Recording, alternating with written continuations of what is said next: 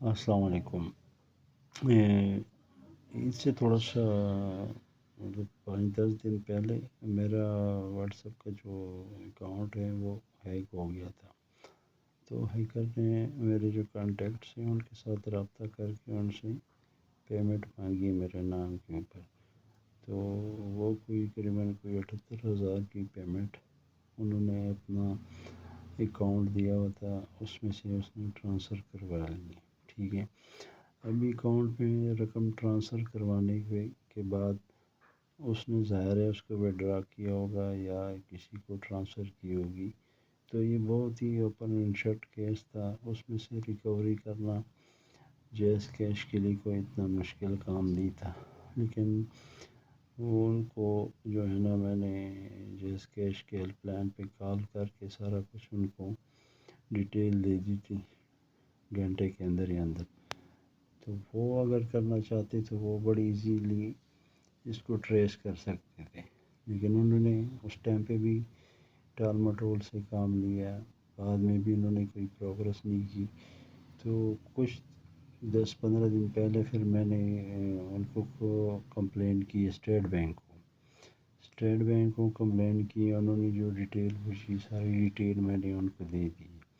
ٹھیک ہے، اس میں مطلب ہے کہ ایزیلی وہ ٹریس کر سکتے تھے کہ پیمنٹ کس اکاؤنٹ سے آئی ہے، وہ اس اکاؤنٹ سے وڈرا ہوئی ہے یا کسی اور کو بھیجی ہے، کیونکہ الیکٹرانک ٹرانزیکشن میں ٹریس کرنا کوئی اتنا مشکل نہیں ہوتا ہے، بڑا ایزیلی وہ کر سکتے، لیکن نہیں کرتے۔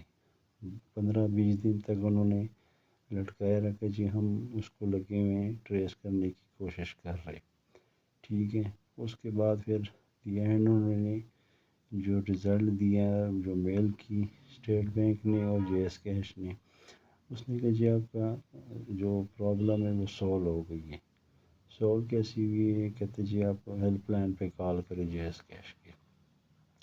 جے ایس کیش کے ہیلپ لائن پہ کال کی ہے۔ اس کے بعد پھر جب میں نے ان سے ڈیٹیل پوچھی تو انہوں نے کہا جی آپ کی جو ڈیٹیلز تھی وہ انکمپلیٹ تھی، اور جس کی وجہ سے ہم نے یہ کیس کلوز کر دیا۔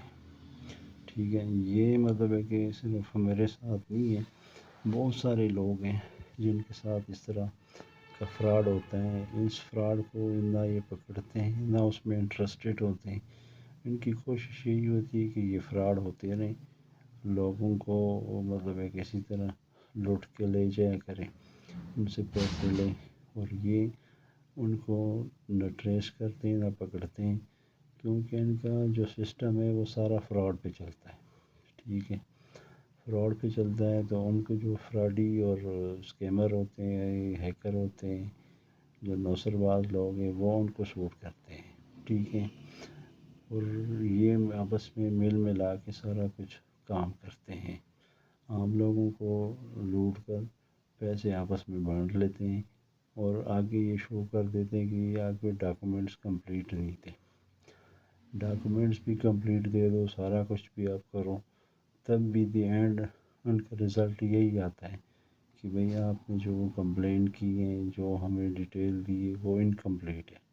ٹھیک ہے، کیونکہ ان کا انٹرسٹ نہیں ہوتا۔ انٹرسٹ ہو تو الیکٹرانک ٹرانزیکشن کو ٹریس کرنا کوئی اتنا مشکل کام نہیں ہے، وہ پتہ چل جاتا ہے کہ کس اکاؤنٹ سے کس اکاؤنٹ میں گئی، کس نے کتنا وڈرا کیا ہے، لیکن یہ نہیں کرتے۔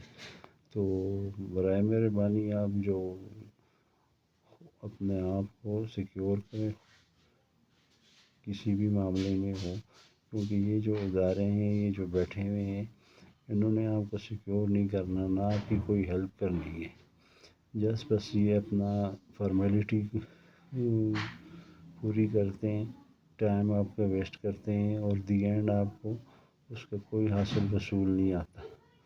تو نوسر باز ہو گئے یا الیکٹرانک نوسر باز ہو گئے یا جی ایس کیش والے ہو گئے یا اسٹیٹ بینک والے، یہ ساروں کا آپس میں گٹھ جوڑ ہوتا ہے، اور یہ آپ کو صرف نقصان دیتے ہیں، کوئی فائدہ آپ کو نہیں دیتے۔ نہ آپ کے جو متعلقہ فرد ہوتا ہے جس نے اسکیم اور فراڈ کیا ہوتا ہے اس کو پکڑتے ہیں، لیکن یہ اس کو کوشش ہی نہیں کرنے پکڑنے کی، کیونکہ ان کا آپس میں میل ملاپ ہے۔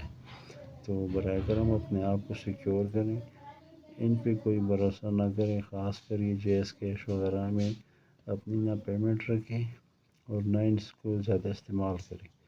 بینک اکاؤنٹ میں پھر بھی گزارا ہو جاتا ہے، تھوڑا بہت اچھا ہوتا ہے، لیکن جو اس طرح کے اکاؤنٹس ہیں وہ ان سیف ہیں، اور ان سب کو جتنے بھی ہیکر وغیرہ ہیں ان کو سپورٹ کرتے ہیں، آپ کو وہ سپورٹ نہیں کریں گے۔